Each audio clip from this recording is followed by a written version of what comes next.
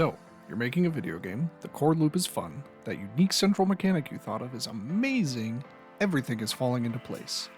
But, for some reason, the game doesn't look right. It can be hard to pin down exactly why your visuals look boring or somehow off, even if all the components look amazing on their own. In this video, I'm going to tell you about 3 basic art principles to keep in mind that may just be the keys to taking your game from a visually jumbled mess to a polished gem. Hi, I'm Irish Ronan. If this is your first time here, welcome to the channel. My goal is to bring information and a bit of well-deserved attention to indie game devs. There are so many amazing games out there, and I want to help everyone play and make as many as they can. Don't forget to like and subscribe if you like the video. Alright, let's get to the good stuff. The first and arguably most basic principle is consistency of style. There are a ton of graphic styles you can employ in a game. You could potentially go the hyper-realistic route like a lot of modern AAA games like The Last of Us Part 2, which actually made some progress in getting the industry out of the uncanny valley. But for indie games, it's much more likely to see games that are either pixel or vector art. These styles have massive differences in how they look and are produced, but when they're well executed, they have one thing in common: they're visually consistent.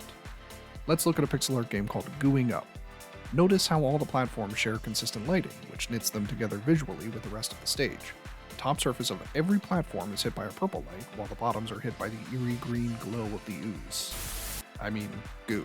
Speaking of the goo, every single place the goo is, there is also a light source. From the player, to the sewer grates, to the test tubes, the goo glows constantly. This helps give it a sense of reality. The goo is green, the goo glows, that is the nature of this goo. More important than those individual examples of consistency is the fact that they all fit and are consistent with each other as well, to create a kind of second order level of consistency. For example, there are no windows in the scene. Why? Because the game is set underground, and a window would seem distractingly out of place. Likewise, glowing green goo doesn't fit in a brightly lit office setting, but feels right at home in a dank sewer. This principle holds true for any visual style. Look at Granny Pill Defend Cactus. This game has a totally different art style. Vector art, brightly lit, cartoony graphics. But it still looks good. Why? Well, one reason is consistency. The thick outlines on every object in the foreground say that those objects go together and deserve your attention. The gradual but consistent decrease in saturation and sharpness from the fore to mid to background works to give a sense of depth to the world. Consistency also has to do with what objects you put into your world. The granny is fighting some angry goo monsters in the foreground.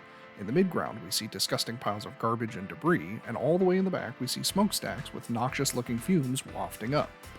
The idea that this is a filthy place is represented at every level of the scene and helps turn it into a cohesive image. There are a million other examples of consistency that we could go through, but the main point is to make sure your visuals belong together. However, that does not mean that you want everything on the screen to look the same. Which brings us to our next principle: contrast. One of the major criticisms of certain genres, like modern first-person shooters, is that everything looks the same on screen and becomes, for example, one big beige blur. The reason for this is a lack of contrast.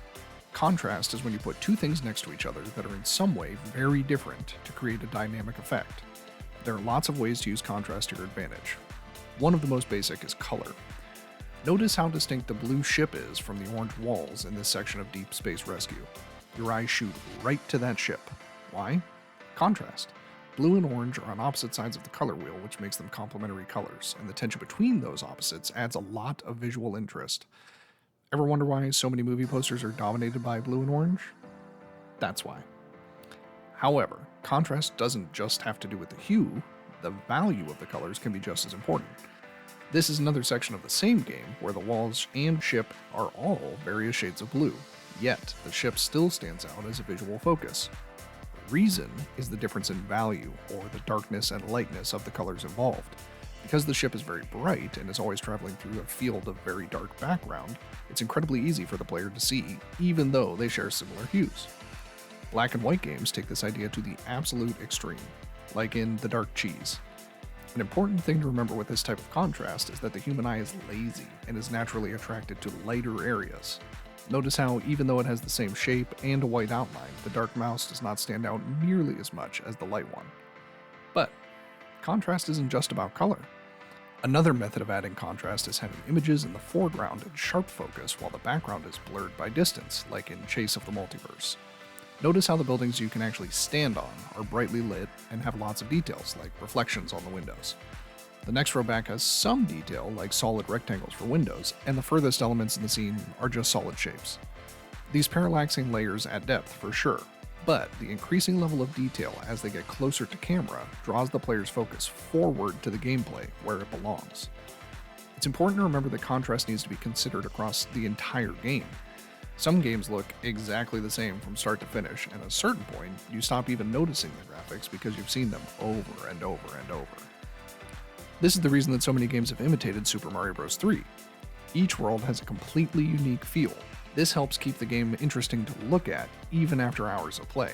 And, after all, variety is the spice of life. So, spice it up. The third principle to never lose sight of is clarity. This is the ultimate goal for any visual art. You're trying to communicate something, and clarity is the measure of how well you're communicating. Of the three principles in this video, clarity is the quality most specific to video games, because unlike other art forms, the recipient needs instructions on how to interact with the art. For example, a very common feature in video games is a damage animation. In Spirit Locked, notice how this boss flashes white when it gets hit. This is not something that happens in the real world, but it's effective because the value contrast draws your eye and lets you know that yes, indeed you did do some damage.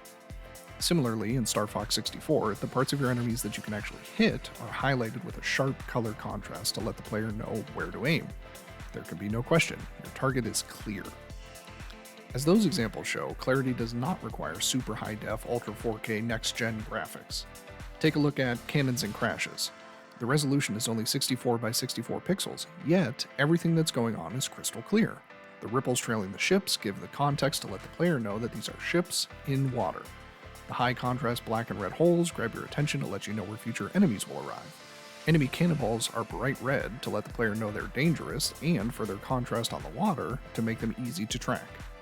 The thing to remember about all of this is that you want the player to be able to easily notice and track all the visual information that they need so that they can play your game well. So there you go, 3 principles to make sure your game looks great. There are lots of other things to keep in mind when developing the visual aspect of your game, but these basic ideas are crucial to grasp before you move on to more advanced considerations like animations and particles and all the rest. If you liked the video, hit the like button. If you want to see more content like this, hit the subscribe button. If you didn't like the video, that's a bummer, but I appreciate you sticking around, and hey, maybe one of my other videos is more to your liking. Until next time, this is Irish Ronin reminding you of the most important game loop in life. Do, fail, learn, repeat. See ya!